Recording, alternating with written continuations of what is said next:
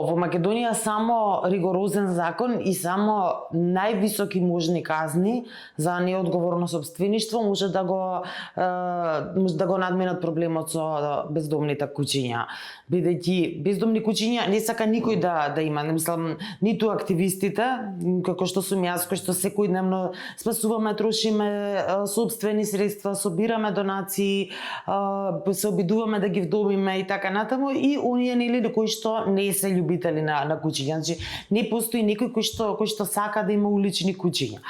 Сега проблемот е во тоа што кај нас не постојат ригорозни мерки кои што и казни за неодговорните сопственици, а само неодговорните сопственици се причина зошто имаме толкав број на бездомна популација на животни.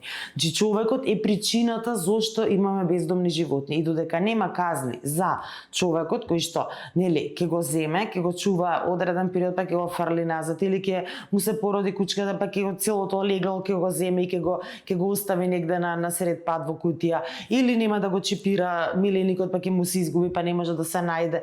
И така се доведовме во ситуација да по улици гледаме од чарпланинци до питбули, до чивави, до пинчери, до значи секоја можна раса на куќиња ја имаме по улиците, нешто што е несвојствено за ниту една друга метропола.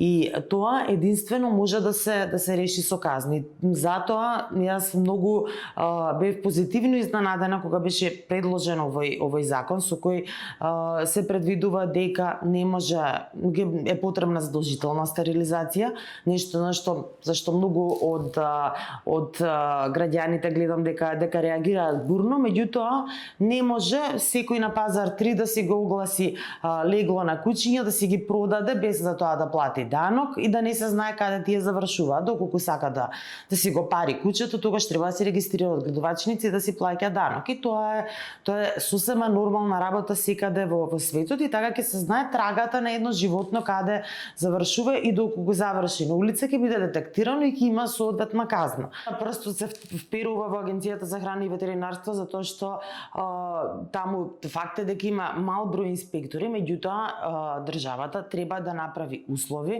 да кога имаме проблем од толку големо значење, кој што е толку долготраен, да издвои ресурси и да тој проблем да се реши. Значи да се каже дека оваа година се работи континуирано на намалување на број на бездомна популација на животни, и тука да се ангажираат поголем број инспектори, да се формира полиција за животни доколку е потребно, и тоа и беше предвидено исто со законот што беше предложен. Значи комунални инспектори да изрекуваат казни, значи да се удри од повеќе различни страни за проблемот да се реши. Друго, ништо не го решава овој проблем, бидејќи и 150 лајки да имаме во секој град, да има по една лајка, капацитетот е тој 150 куќиња. Ке се залова дента можеби 10, веќе имаме утре дента нови 15 пуштени, и така цело време се вртиме во круг. Така што јас единствено што се сомневаме дали ќе биде возможна воопшто имплементацијата на овој закон со оглед на тоа што кај нас казни речиси да нема. Има можеби пола од населението што има домашни миленици воопшто ги нема чипирано, иако тоа е законска обврска, и според тоа јас мислам дека ниту еден ветеринар не би требало нечипирано куќе да го прегледува. Ние сме сосема недорасната нација, мислам, кога се работи во однос на чување миленици, во однос на одговорноста на чувањето миленик, што значи да се чува миленик, тоа се уште кај нас се третира како да е играчка, нели, која што ја ги земаме за неколку дена да си поиграат децата, и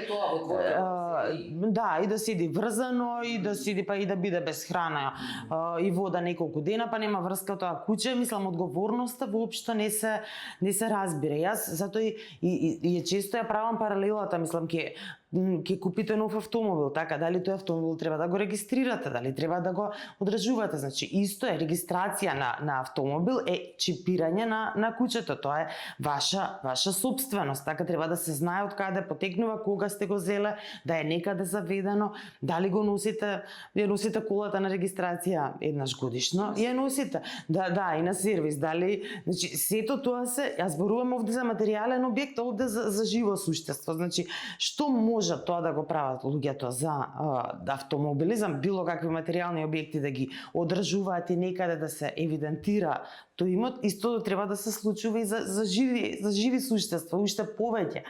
А кај нас пак е обратна ситуацијата и затоа велам дека свесноста е на крајно ниско ниво и на тоа треба многу долго да се работи.